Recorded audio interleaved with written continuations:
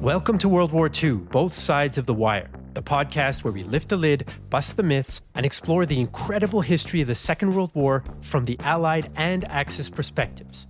I'm Jesse Alexander, a public historian specializing in the history of the two world wars. And I am Matthias Strohn, German officer, professor of military studies, and author. In today's episode, we continue the story of the disastrous raid on Dieppe in 1942. How and why did the Allied plan go wrong? What happened on the beaches? And what did the Germans think of the whole affair? Hi Jesse, another week, another podcast, another episode. We're straight back to the beaches of northern France, our second episode on Dieppe. So this time really zooming in, looking at the action on the ground, on the beaches, what happened. But maybe before we do this, maybe a very, very brief recap on what we said last time, just so the listeners are back in the picture. Yes, let's ease ourselves in because it's going to be a difficult listen for those of you who feel in some way, shape, or form connected to the Allied side during the Second World War, as I do, being a Canadian, and this being probably Canada's worst day of the entire war, August 19th, 1942. But in our last episode, we talked a little bit about the genesis of the plan, some of the difficulties in planning, that there was a lack of clarity on the Allied side. It's still debated exactly why the raid took place, what its objective was. Some of those difficulties in terms of the hierarchy of command and the clarity of objectives. Of course, the Canadians are selected to be the main force for this raid, with some British commandos working on their flanks and actually in their midst in one case, as we will get into in a little bit more detail. And that the idea is more or less to show that the British are and the Allies are able to do something, that they're able to provide some kind of second front from the Soviet point of view, let's say, to satisfy Mountbatten's ego and or potentially to grab some intelligence, although that is a very controversial interpretation, one that Matthias does not agree with. Be that as it may, we're now here the morning of August 19th, 1942, and this small armada of Allied ships with about 5,000 Canadian troops, about almost 1,000 British troops, are on their way across the channel to the port town of Dieppe. Now, Matthias, I want to throw it directly back to you. If you were the man in charge of the 571st Infantry Regiment, which is the German unit that's defending the port and the harbor, how would you organize the defense? What are you going to do to defend a port like Dieppe, make use of its natural defenses, make use of its built-up little town core, make use of its coastal area? What are you going to do in case 5,000 people like me, Canadians like me, come charging up these rocky beaches towards you? Well, how about that for a very, setup? very good. Well, first of all, before I go into this, very, very briefly, I think in the last recording, I made this very, very minor mistake because I said that this particular division had 2 infantry regiments when actually it has got 3. They're all, as I said, slightly under strength, but there we are. Yeah, see, detail is important. Can't believe a word you say, Matthias. The internet will be on fire. You've scrapped your credibility for good. My God, we're done. We're done. That's it. We're done. We can stop right now. So we've got the regiments 570, 571, and 572 in this area. Well, you always need to look at the terrain. What's the terrain like? What are the key features here? What is, to use the military terms, the key terrain and the vital ground that you need to hold, you need to deny to the enemy in order to be able to win this battle? Of course, the obvious thing here is the beaches and it is the sea, which make a landing very difficult. If you are on top of the game, you will notice the enemy coming. You might come under fire. That's possible. The Germans actually in 1942 expected that every attack, every raid would come from all sorts of different sides. You'd have air support, you'd have naval support. Of course, you have the landing itself, which they would carry out with landing craft and ships. But they were also utterly convinced that the British or the Allies, let's say, would be using paratroopers, because that is just one thing to surprise the enemy. And Rundstedt, for example, the field marshal, so the supreme commander of the German forces in the West, actually said in the summer of 1942 in a memorandum, at the point of landing, the enemy will win command of the air. He will then use the bulk of his air force against defenses on the ground. The enemy, in order to achieve an attack on us, will use all the aircraft he has, even slower types. So that's the German expectation. That shapes the way you organize it.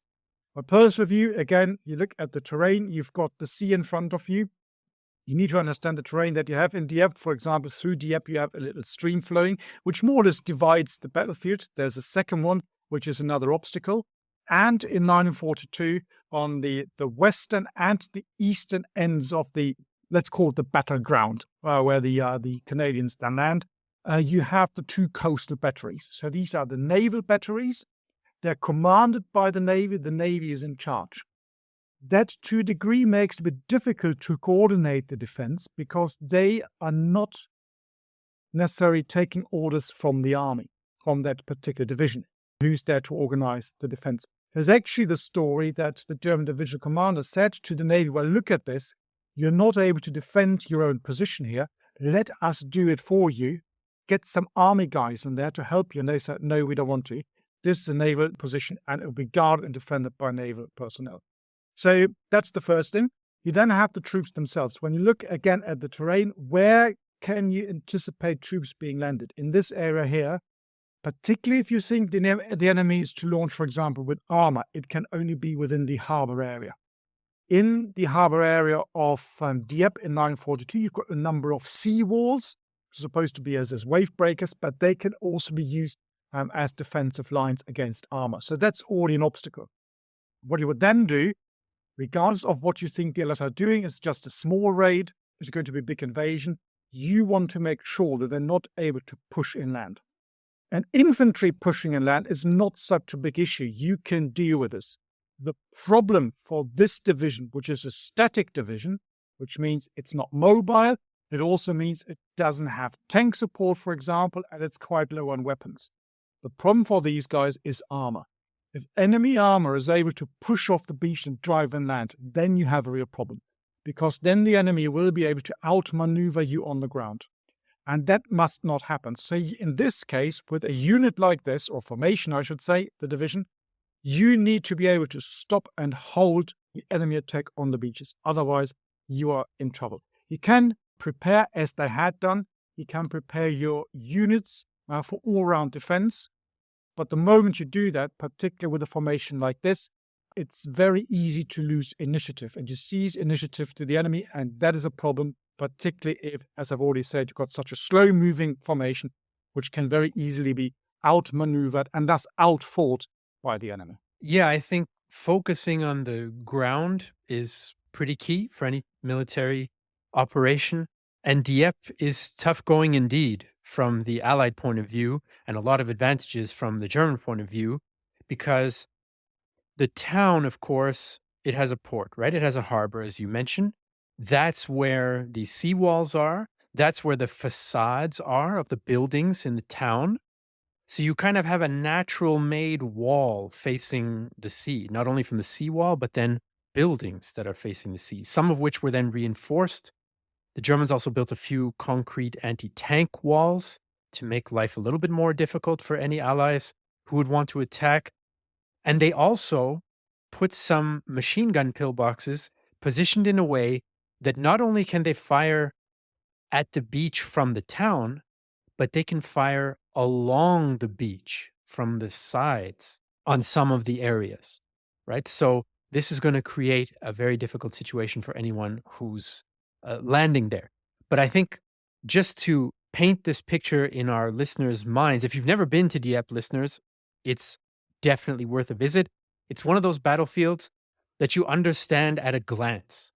I think some battlefields, it's quite hard to kind of get your bearings and understand the lay of the land and who's coming from where and why this point was important and fought over, or why this assault failed or succeeded without a guide or without maps.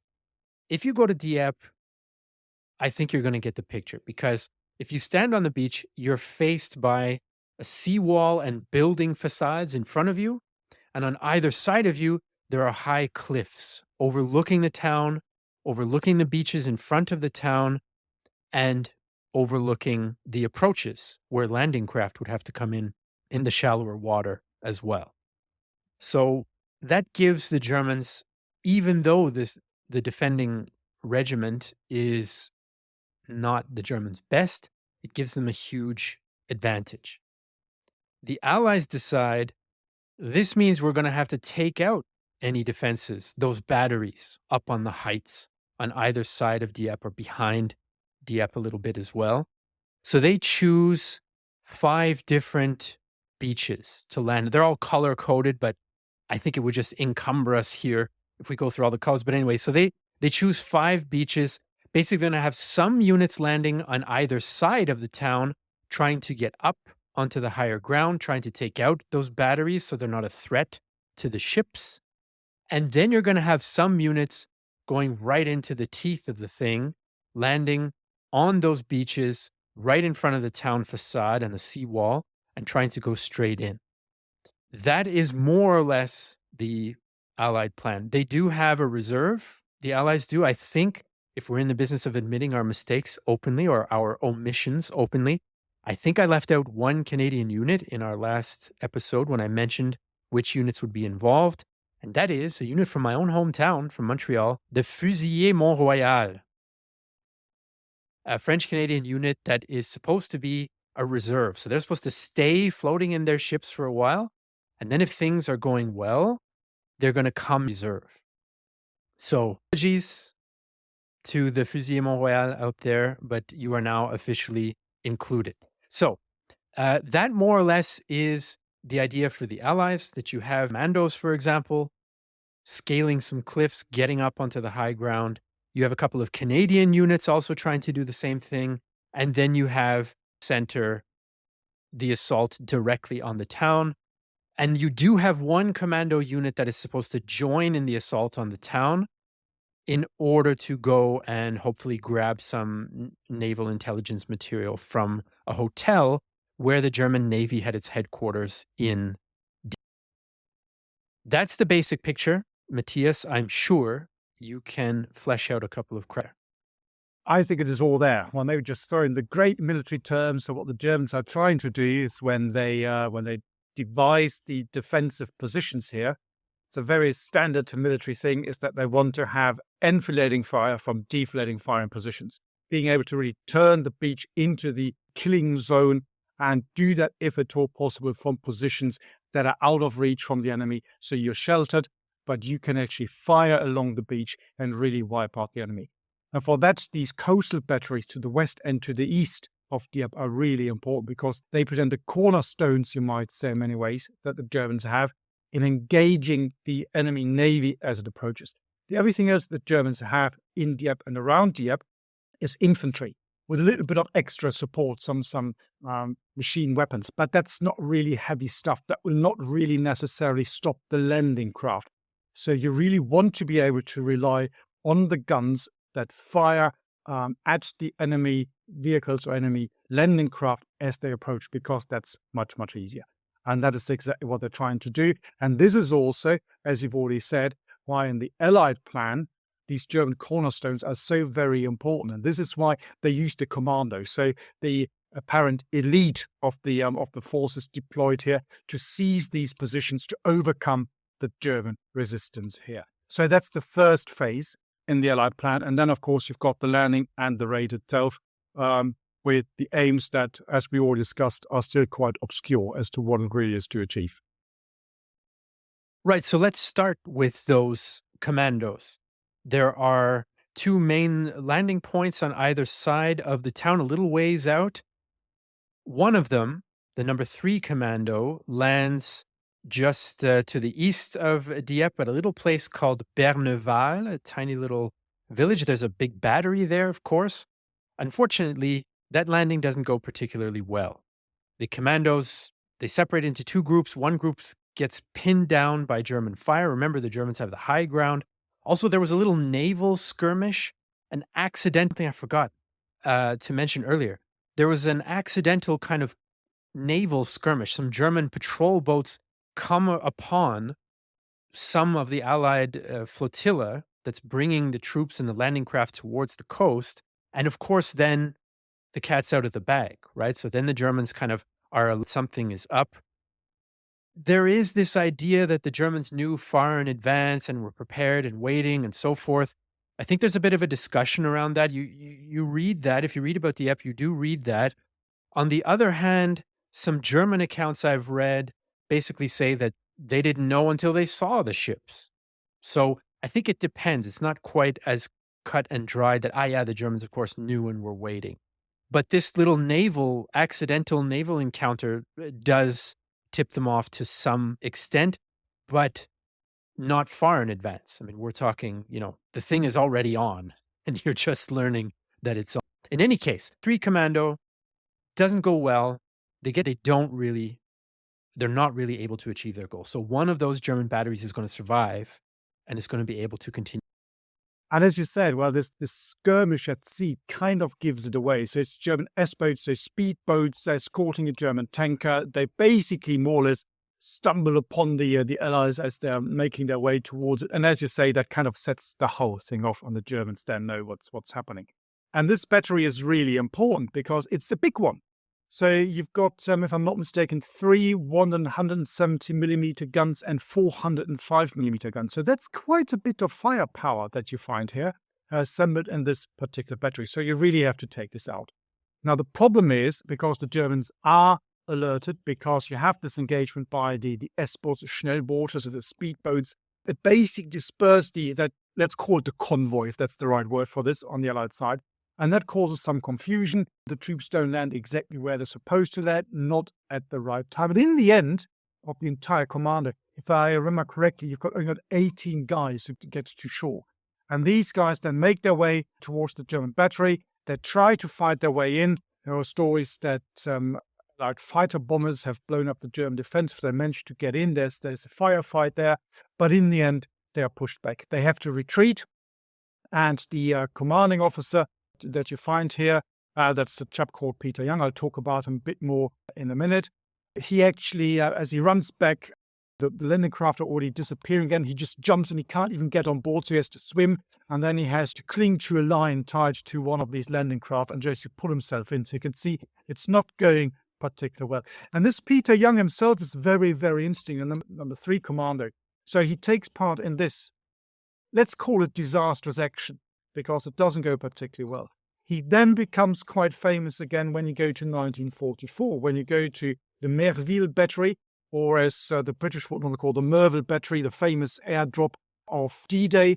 Once the Paras have left again, the German battery is still firing, so 3 Commando go in again, trying to clear it. It does work. The Germans stay there and fire. So 2 of the, you might say, most daring, most famous actions of the commandos in World War II under Peter Young are basically both failures.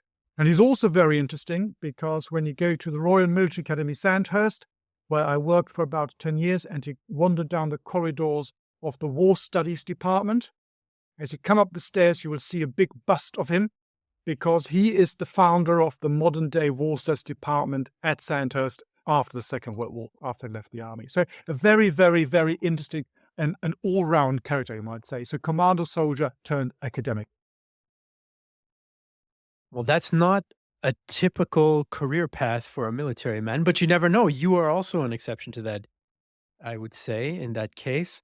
But as far as the commandos go, I mean, the good news from the commandos' point of view is that the other battery, main battery, on the other side of Dieppe, where number 4 commando is responsible, that goes better.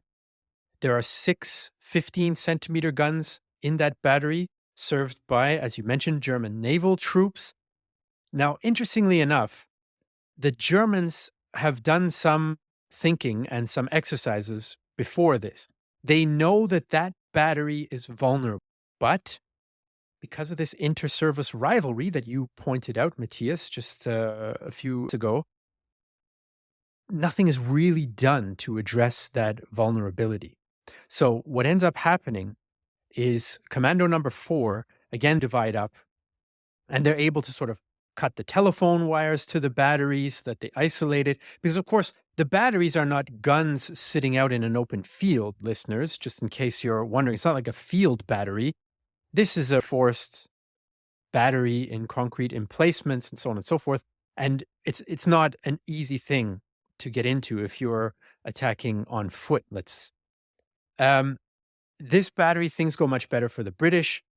Right on time, a Hurricane fighter plane. We haven't talked too much about the air component to this battle, but we will.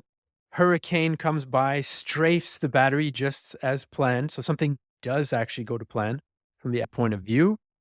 And then the commandos charge the buildings that are around the battery and inside the battery itself, and they kill almost everyone in there.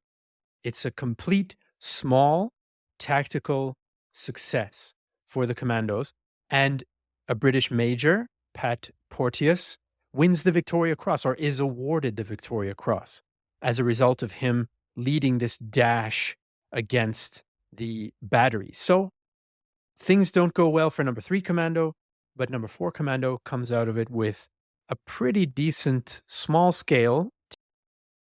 And it is the one and, well, let's jump ahead a little bit, only shiny example of a very successful operation. You're absolutely right. It's interesting when you look at the German after action report and the lessons learned. They concentrate quite a bit on this particular action there because they realize there's a failure.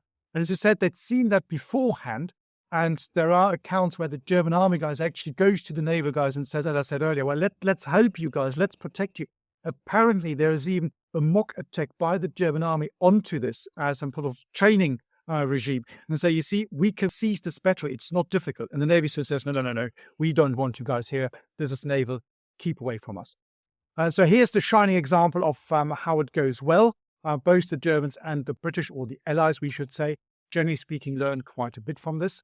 It's not an easy operation for the commandos because they have to climb the cliffs and all this. It's quite a daring and impressive action that they fight here. So we've now done the 2 flanks, the west and the east. So maybe it's now time to look at what happens along the main strip. So where most of the Canadian and the Allied forces actually land. So how do you want to do it? Shall we go from east to west, or is that an idea? Yeah, let's do from east to west. Okay. Or actually, how about we do this? Let's do the 2 landings on either side and then the central ones against the town itself. You want to do it that way? Okay, let's do that. Save the most intense for last, let's say. Okay, so maybe we start with Blue Beach. So dear listeners, it can be a bit difficult trying to understand all these different beaches, and we've thrown around a number of words already. I'm just going to mention all these beaches once.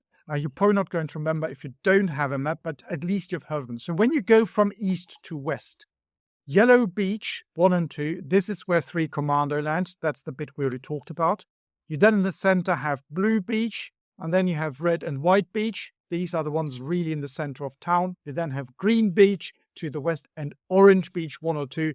This is the attack on the other naval battery that we also mentioned, which is successful for the Allies. So if we now look, for example, at Blue Beach coming in from the east, so that's the Royal Regiment of Canada that lands there, plus 3 platoons from the Black Watch of Canada, and also an artillery detachment is supposed to land. So they're supposed to have artillery support as well. Tasked to neutralize machine gun and artillery batteries protecting these beaches, so opening up the landing zone for the other troops to land and to attack the Germans. The problem is that the landing wave is delayed by round about perhaps 20 minutes. And as a consequence of that, the smoke screen that had been put down in order to confuse the Germans so they wouldn't see what's going on had already lifted.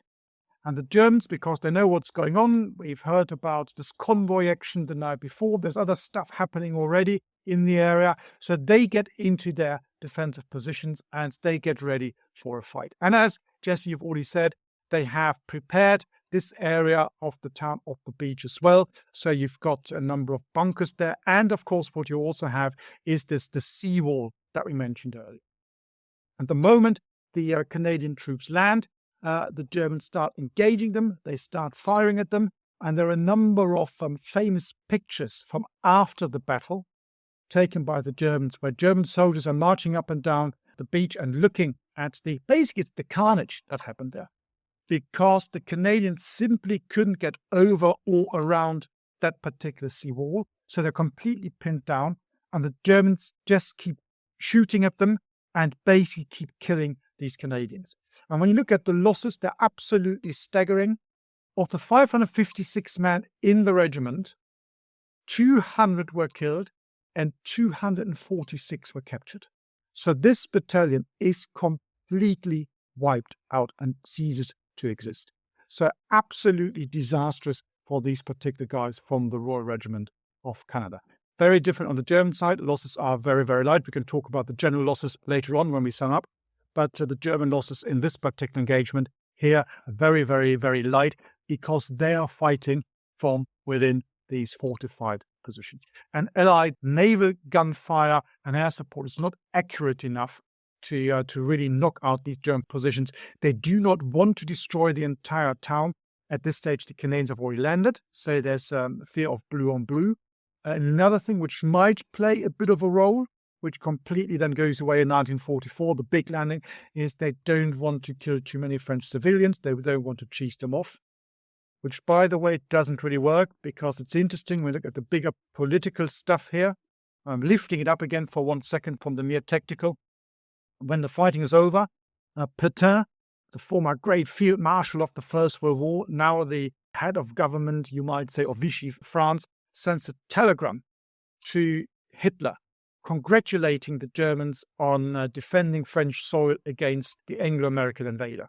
That's quite interesting. And Hitler also releases, I think it's 750, I'm not mistaken, prisoners of war from that particular area, because as a thank you, as he says, that the French population had stayed calm and had not supported the Allies. So again, there's a very, very interesting subtext to the whole fighting. It's all to do with international relations and all these things. So really, really interesting. But I've lifted up again to that level. So bring it right down again to the tactics. And let's talk about the next beach. Unless you want to say something more about Blue Beach here, Jesse. Yeah, actually, before we descend back to Blue Beach for one moment, it was amazing. I found a diary entry of a German in a village somewhere in central Germany who'd read the headlines and said, and the French behaved well, and they didn't rise up against us. And so that's why our government's going to release some French prisoners, but I hope it's not the ones that are working for us in our town. That was the hope of this small town German diarist that I came across. In any case, yes, Blue Beach, the RCRs, Royal Canadian Regiment, it's a complete disaster. As you mentioned, they're essentially wiped out. They're not able to achieve almost anything. They're barely, only a handful are able to get off of the beach. They're pinned on the seawall. It's one of the ugliest episodes in Canadian military history, I think. And those photographs that you mentioned are absolutely harrowing scenes, piles of bodies. It's a very strange feeling when you're there and you've seen those pictures and you're visiting Blue Beach just outside of the town of Dieppe. It's quite a strange thing. In fact, just before we leave Blue Beach to go to Green Beach on the other side of town, I have an account from a German machine gunner who was there, which I think for most of our mostly English-speaking audience, you might not have heard this type of account before. Can't get these accounts anywhere else, folks, only with both sides of the wire, where Matthias as a German and me as a German speaker, we can delve into the other side of the hill or of that wire. So this is an account by a German who's witnessing this massacre, essentially, of the Canadians on Blue Beach. And here's what he had to say. As the landing ramps fell and the attackers sprang firing onto land, they met the destructive fire of the two heavy machine guns. These are two machine guns, by the way. This is Jesse editorializing now here. These are two heavy machine guns that are built in to a rise that are enfilading the beach, so able to shoot down the length of the beach. An inferno began, which was to last almost 3 hours. In our post, two young soldiers who'd only been here a few days threw up constantly. It was their first action. We were amazed at the attacker, who fought with bravery against an opponent who could not be seen. Taking cover behind their dead comrades, they shot uninterruptedly at our positions. Thus, with their bodies, these dead soldiers provided their comrades with the last service of friendship. I mean, that's a pretty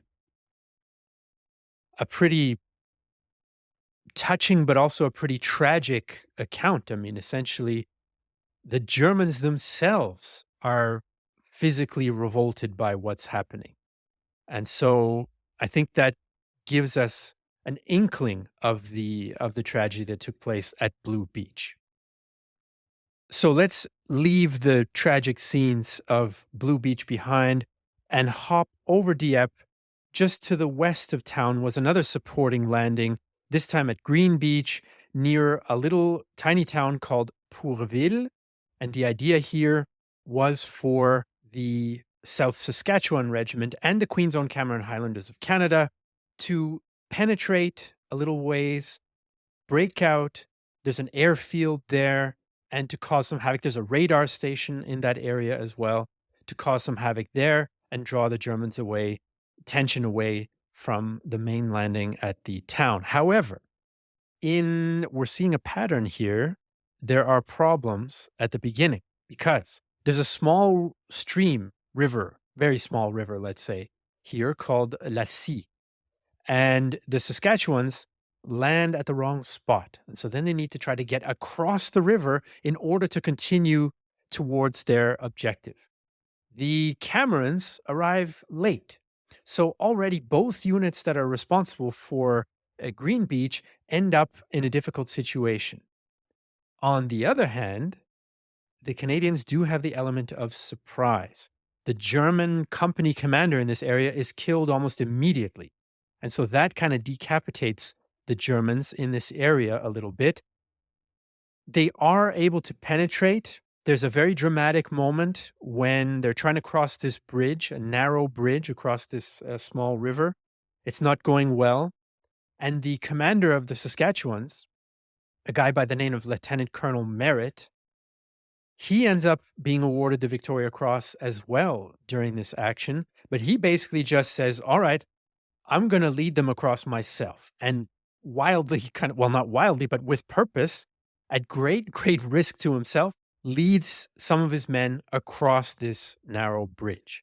Now they take very heavy losses, but they are able to make it across the bridge, and he ends up being awarded the Victoria Cross.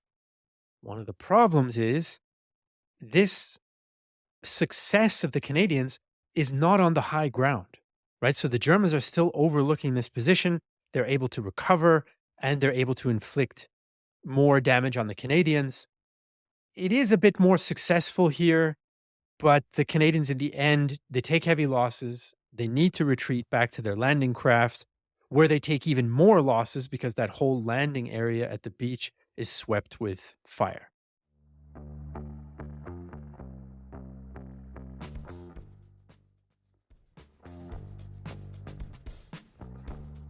So yes, so this, in a way, you might say, is a success story, at least to a degree, for the Canadians, because you talked about the Victoria Cross. I mean, there's a very daring and a very impressive action here by this individual, Charles Merritt.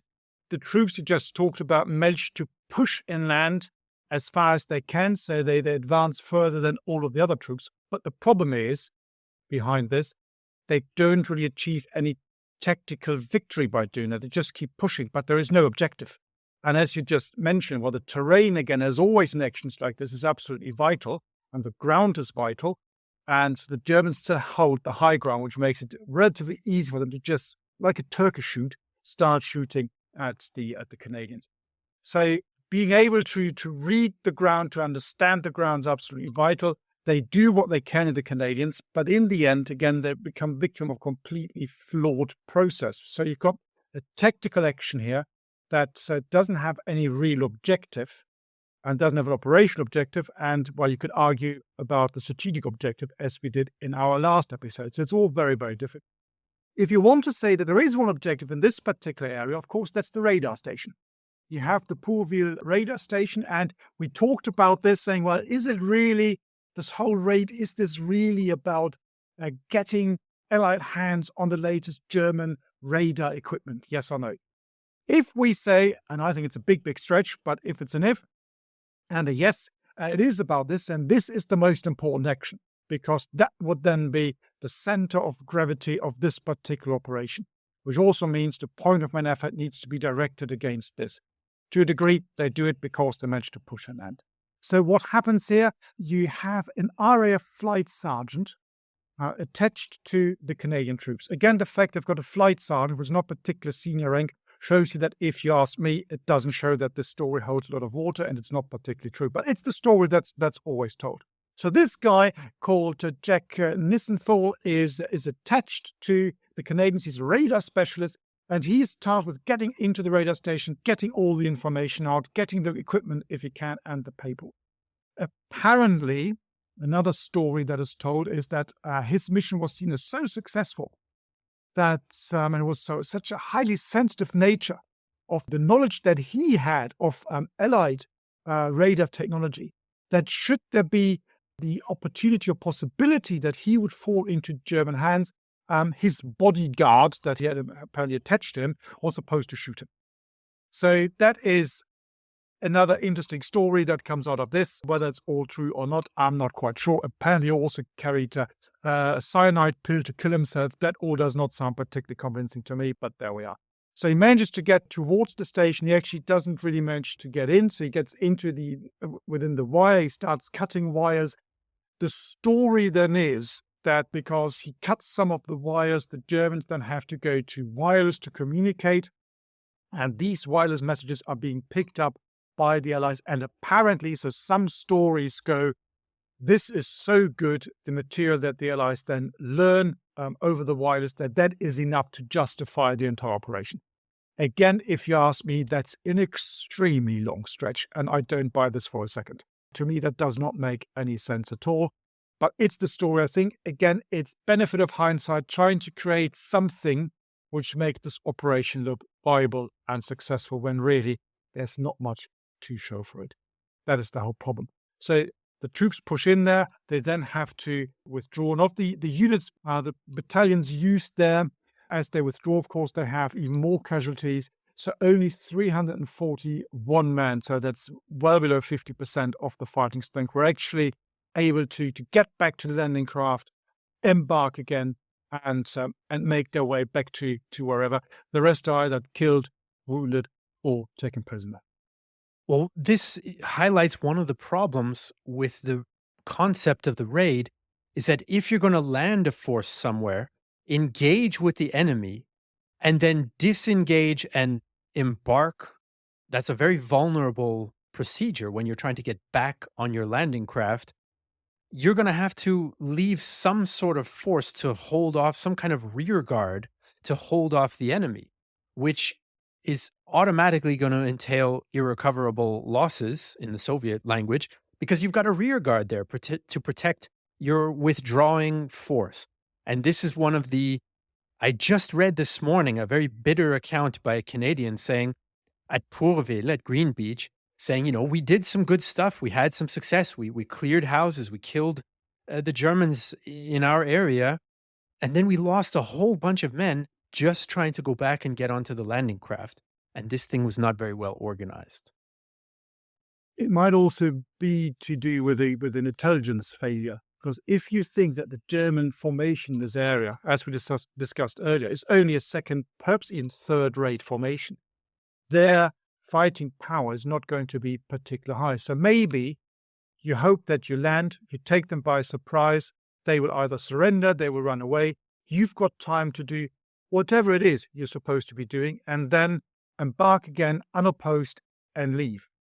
But the fact that the Germans actually do put up a fight, and in particular the Germans can use the terrain and the defensive positions and the reinforced positions that they've established, of course, completely changes this. And to a large degree, I would say that's an intelligence failure on the Allied side. And you can really see that being played out now when we go into the center of the whole operation.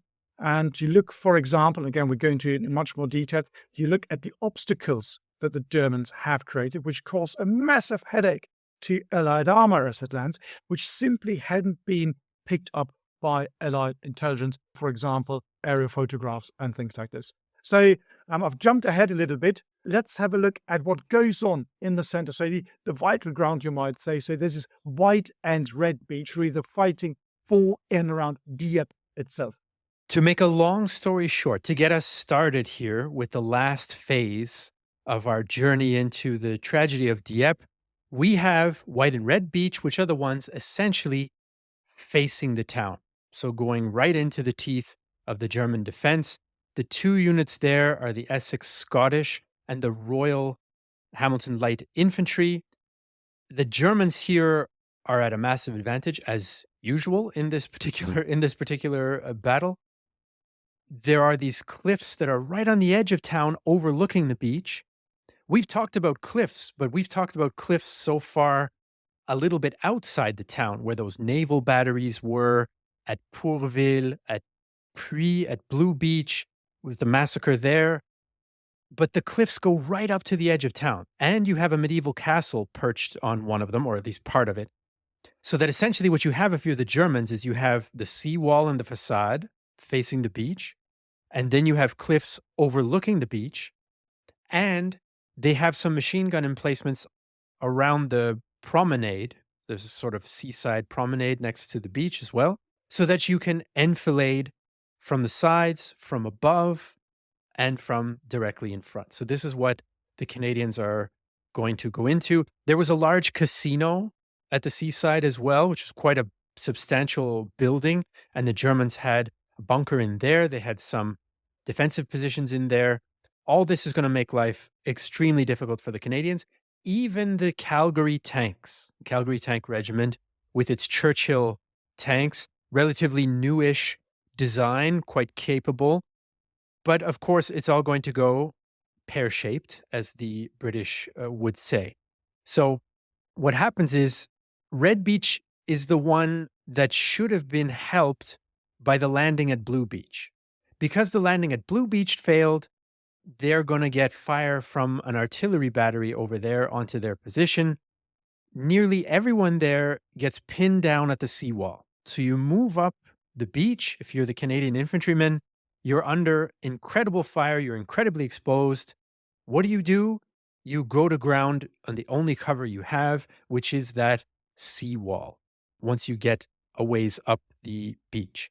They had engineers with them. They were supposed to blow up some obstacles to allow the infantry to get into the town, but they're mostly killed on the beach. So what are you going to do with that? Right? So things are going very badly, very quickly. One of the issues, and there's a bit of a discussion about to what extent this can explain the losses of the tanks or not. One of the issues is the kind of beach that this is. Now, we've been saying beach, beach, beach. Folks, this is not like Caribbean white sand, or it's not even Normandy sand. This is a beach of fairly large, smooth stone pebbles. And this creates a problem not only for the men trying to work their way up it, but also for vehicles like the tanks, like the Churchill tanks, because according to some accounts, their tracks have a hard time moving through these pebbles. Others say that this is exaggerated and that actually it was German defensive fire that caused a lot of problems for the tanks. But the type of beach certainly has played a role in different interpretations of the battle. And it's one of the lessons learned by the Allies, because when they then start later on planning the invasion of 1944, there are accounts of special forces and other people going across to the beaches of Normandy and taking sand samples to see how much weight the sand can carry. So you can see there's a direct link. Where that really is the main problem, yes or no, but at least that was one of the perceived problems at that particular time. And again, we talked about carnage a lot. When you look at what the tanks do and what happens to the tank, again, it's complete carnage here because of this entire battalion that's supposed to land, or regiment, as the British would call it, the 14th Army Tank Regiment. Only 29 make it to the beach. 2 of them sink in deep water, and 12 of these then, as you already said, become bogged down in the beach, the shingle. And the other ones, as they're trying to make their way off the beach, they then run into these German anti-tank defenses that hadn't really been spotted by intelligence. And so they can't get through. They can't fight their way through. They don't have infantry support because the infantry is not coming forward.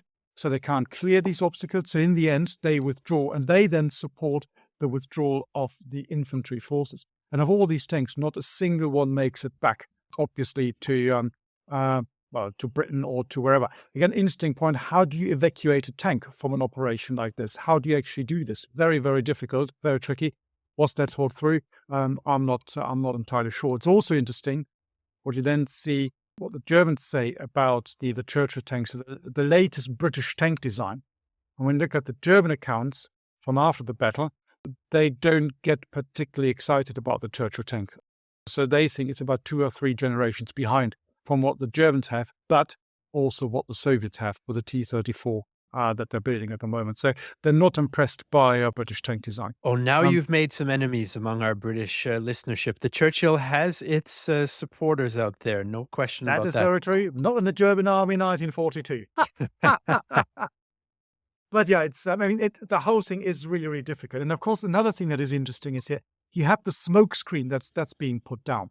And here the smoke screen actually works both ways, because what you now have is the commanding officer standing back out at sea, looking at what goes on. He just hears all that fighting, but he can't really see because the smoke is there. So he thinks, I've got no idea. Is it going well? Is it not going well? So he sends in reinforcements. So he's actually he's reinforcing failure, which is one of the worst things that you can do in any military operation, rather than doing something else. But because he just doesn't really see what's going on because of the smoke screen, he pushes in more troops into this killing zone to make things even worse and to cause even more casualties. So you can't really blame him personally, but it's just another little facet of this whole operation where everything goes so badly for the Allies. Yes, the Fusiliers Mont-Royal are supposed to be the reserve to be sent in if things go well. There's such confusion that they send them in, even though there's no way they should have. And they end up taking casualties and being captured for absolutely no purpose.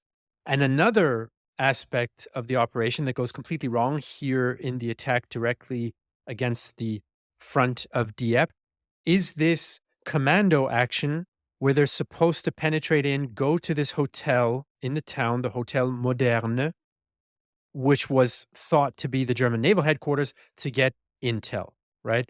Now, how important that was in the planning of the raid, we know is subject of very heated debate even today on our very own podcast.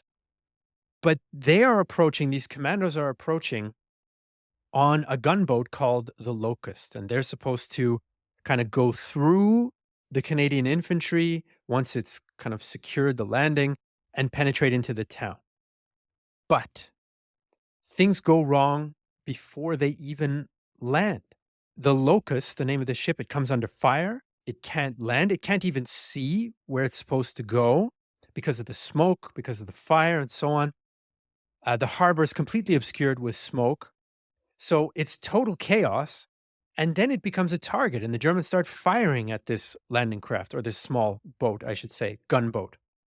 And so the commandos there, super highly trained, take a lot of resources to train these guys to do what they're supposed to do. And they're sitting ducks in the confusion just off of the beach. And they take quite a few casualties on board the Locust, including this Private Paul McGrath. And I want to read a very short quote from his experience of how he lived this, expecting to land. You're all geared up, you're all ready to go, and then you're taking fire, and there's nothing you can do about it, and you're still on your boat. So this is what he has to say. The shock of it blew all the fuses of my nervous system. I was petrified with such terror, it stunned my mind. I lay on the deck with a sort of premature rigor mortis, immobilized by the awful thought of immediate and terrible death. The game of war, which I'd been enjoying up to that point, had suddenly turned deadly serious.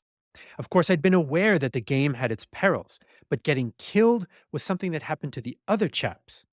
Now, for the first time, it burst like a thunderbolt upon my consciousness that my life too was in danger of being abruptly snuffed out. The sods were actually trying to kill me. And I think that's an effective little snippet of someone who is young, well trained, in shape, aggressive, but has not been under fire of that kind before.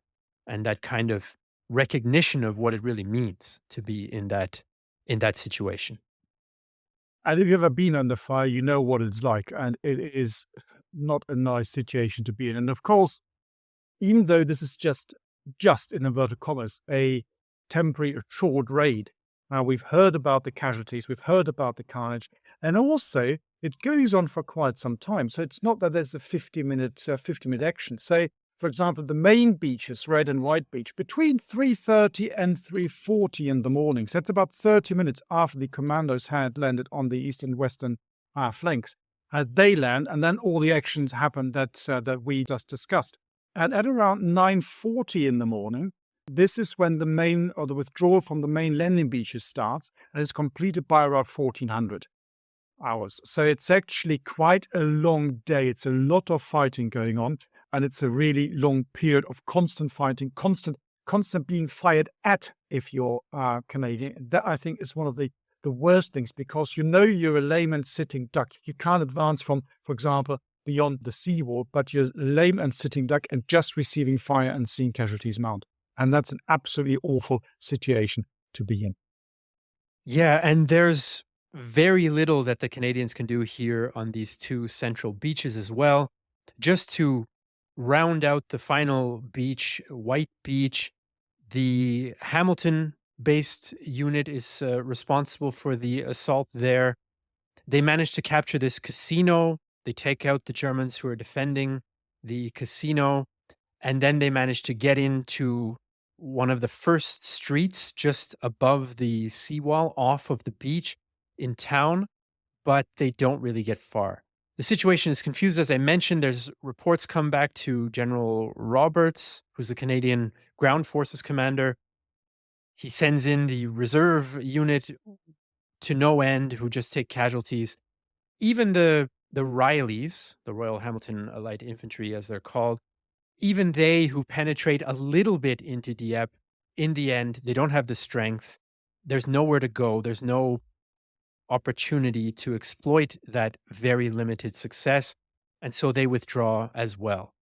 And there's a Canadian Army chaplain who is also awarded the Victoria Cross, the third one of the day, because of his efforts to help the wounded under fire at great risk to himself. His name is Foote, Honorary Captain Foote, an Army chaplain. And he refuses to evacuate because he decides, my duty is to stay with these men and to then help them through what is going to be a difficult 2.5 or almost 3 years of captivity. And so that's the final Victoria Cross of the day. But of course, you can award Victoria Crosses, but that doesn't change the fact that the raid is pretty much a failure on all counts.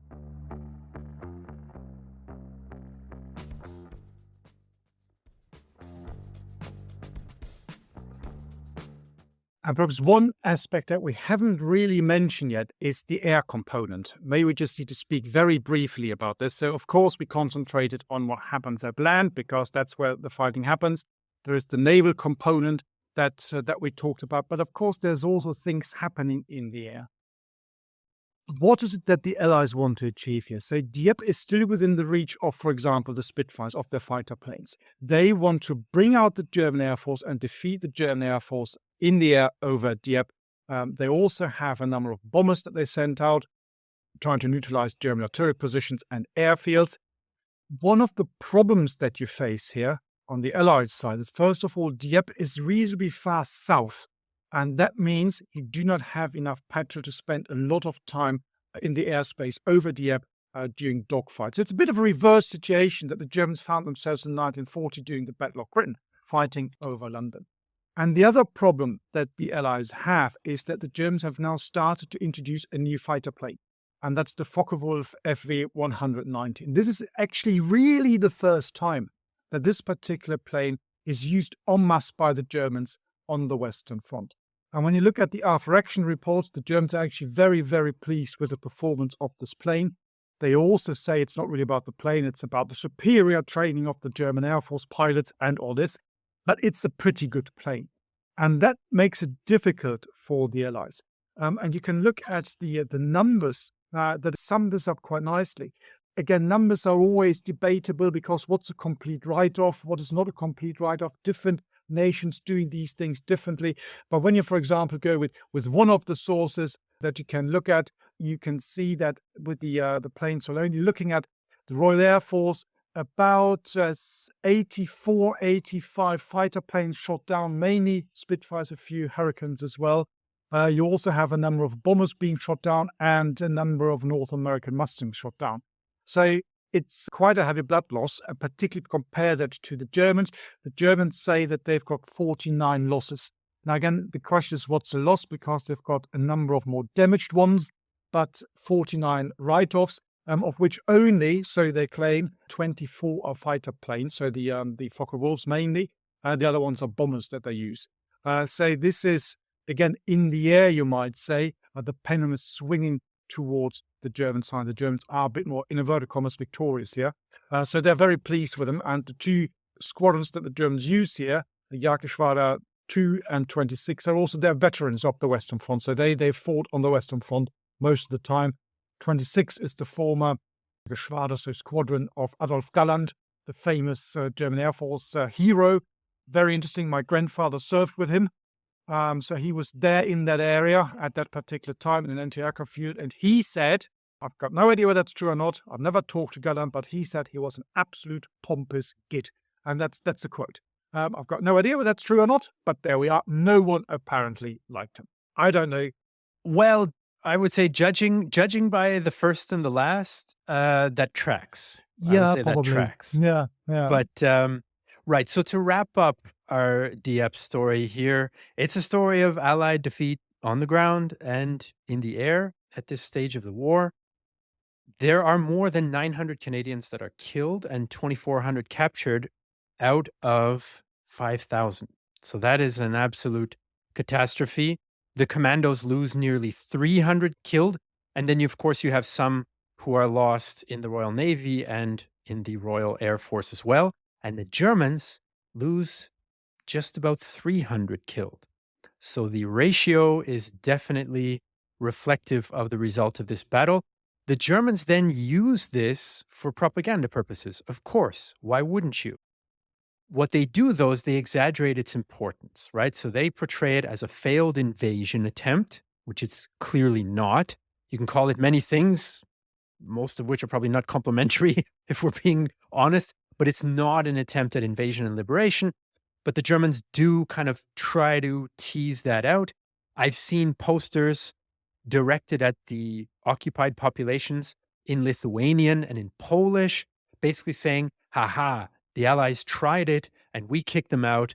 You're not going to be getting liberated anytime soon. So don't even think about a life that is not being servants of the Third Reich, basically. So I thought that was pretty interesting when I came across those in the online archives.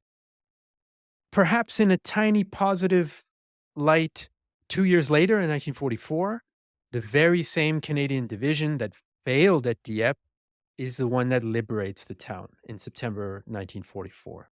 German side is very interesting. And dear listeners, if you're interested, particularly if you speak a little bit of German, just have a look on YouTube. You can find the newsreels from that particular period, where, of course, they make a big thing of the section. It's also interesting when you look at the reactions within Germany. To be perfectly honest, no one got very excited about this because everybody thought the big war is being fought on the Eastern Front. So you can look at, for example, the secret reports from the SD, the Sicherheitsdienst of the SS, which is basically the Nazi Party's secret internal police, to keep it very, very simple, dear listeners. And they wrote weekly reports on the mood in Germany. And the one that comes out after the failed attack on Dieppe mentions this and says, well, people are interested in the story. They don't get excited about it. Yes, they notice it. However, the war in the East is far more important and captures all the news and is the talk of the town. And already the one coming in the next week hardly mentions Dieppe anymore. And they say the effect has already washed away. That's the term that they use. So that's really interesting. So again, in the great scheme of things, even at that time, And the German understanding, Dieppe is a raid. Everyone, to be perfect, is slightly confused about this because no one knows what the idea behind that was. But then stuff is happening in the east. And that, of course, is the Battle of Stalingrad. And you can see the same in the military circles.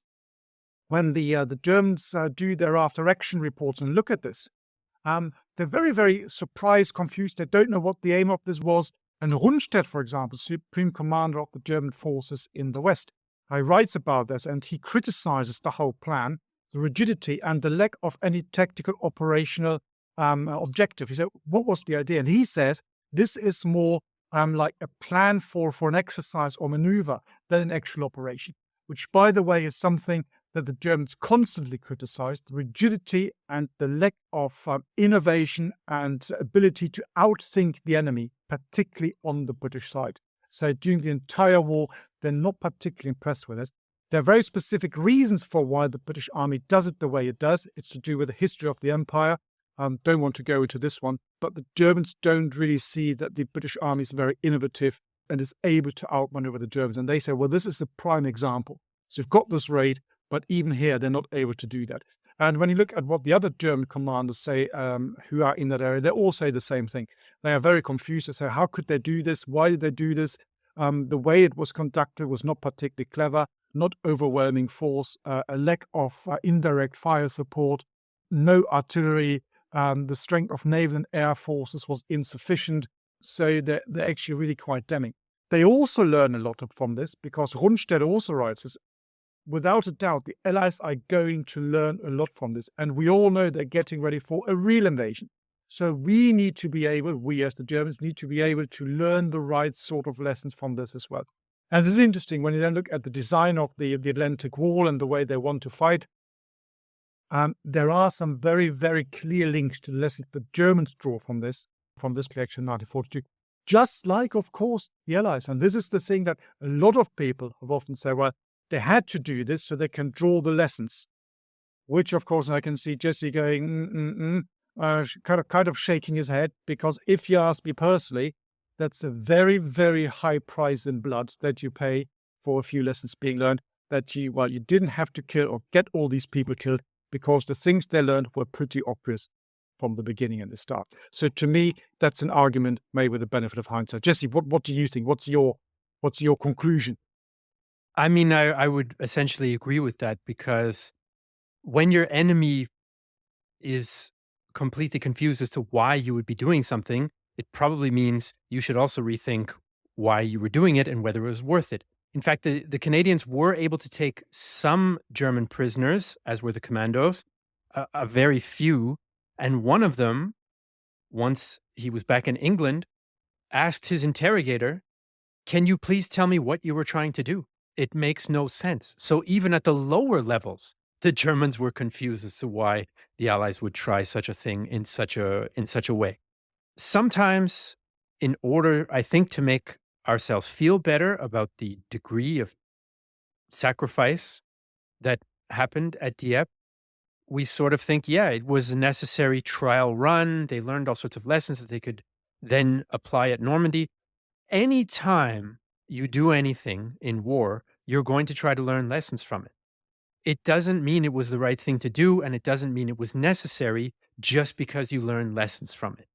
You try to learn lessons from any action that you take, even mistakes, even ones that should not have been done or done that way in the first place. And then retroactively saying, well, those lessons learned justify it, I don't really buy that. There were all sorts of other opportunities for amphibious landings, even in 1942 in the Pacific, and then, of course, against North Africa and so on, and then later in the Mediterranean as well, where lessons could have been learned in much, much less tragic circumstances. So I don't think that justification for Dieppe holds either. In any case, from a Canadian point of view, it's one of the worst days in Canadian military history, probably the worst day of the Second World War. And that left a legacy as well. Dieppe is kind of a byword for needless sacrifice, basically, in Canadian collective memory. There's a television commercial from, I think, the late 1990s in Canada that I remember seeing at the time. And it's basically typical, North American student-aged kid is backpacking around Europe, and he has an early kind of cell phone, one of those really ugly, kind of clunky ones, and he calls his grandfather back in Canada, and he says, "Oh, thanks for calling. Have you seen Paris and all this stuff?" And the grandson says, "I'm at Dieppe." And then, of course, the camera pans to the grandfather's place where he's sitting, and you see him in uniform because, of course, he fought at Dieppe and survived. And so the grandson says, "I just wanted to say thank you." And so, this has a huge impact. The reason why this telephone service provider chose Dieppe as the setting for this tear-jerker type of advertisement is because it still resonated 50 years later as a tragedy for Canadians, which it still does today. Telling that story, I have to admit, I had to concentrate not to choke up a little bit. So, Matthias, final word goes to you today. Well, just coming back to what you just said, it's absolutely fascinating, of course, how some nations remember certain events, which of course makes absolute sense when you look at the Canadian contribution to this particular action here. It's also interesting when you look at what the Germans did with the Canadian bodies of the dead people they found, because when you go to Dieppe and you go to the Commonwealth War Graves Cemetery, you can see, of course, the typical headstones, but they're arranged in a very, very unusual fashion. And they are arranged in a German fashion, because what the Germans did was that, first of all, so the story goes, they put everyone on a mass grave, then later on they say, well, that's not good enough, we need to do it properly. So they dug the bodies up again and then buried them, basically head to head, because that's how the Germans normally do it, and reburied them according, you might say, to the German custom, but in individual graves. So this, I think, is also very, very interesting story. So first of all, it shows you again how awful the fighting really was. But it also shows you a little bit of the, what you want to call respect for the other side, the chivalry that was still there in those days as well. Because the Germans knew that regardless of all the operation strategic flaws that I think we've now really, really analyzed and taken apart the whole thing, they were very impressed by the way the Canadians fought. And let's face it, needlessly died. Well, I think that's reflected in that quote that I read from the German lieutenant who was looking over Blue Beach and saying how terrible it was, but also talked about what he saw, I think rightfully, as the courage of the Canadian soldiers in the face of an impossible situation. All right, listeners, we've now dedicated 2 episodes, including today's a bit extra long episode, to the tragedy at Dieppe. So I hope you've been with us for the whole journey. I hope you got something out of it and can reflect on it, not only as a military event, but as a human event and a human tragedy as well. If you are inspired by our investigation of Dieppe and our discussion of Dieppe, and you want more of this type of thing, and you want to interact a little bit more, maybe with other listeners who have similar interests, or with us from time to time, or you want to support the podcast, maybe you can do a couple of things. You can send a link of this podcast to someone else who you might think is interested. Canadians, spread the word. We've now got a multi-episode treatment of Dieppe by a German, for one thing. So you can spread the word that way.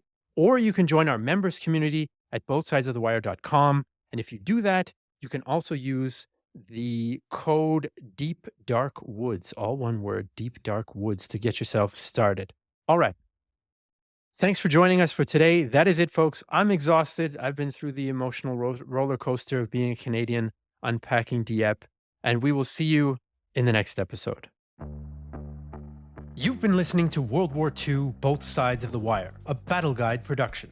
To support the creation of future episodes, consider joining our dedicated supporter community, where you can enjoy exclusive benefits and connect with like-minded individuals. For more information, please see the show notes, and if you appreciated this episode, please leave a review on your chosen podcast platform. Thank you for listening. You might not have heard this type of account before. It's here, except my formatting, for whatever reason, cut off the last part of it. Hang on. We're editing. Linus is editing, I should say.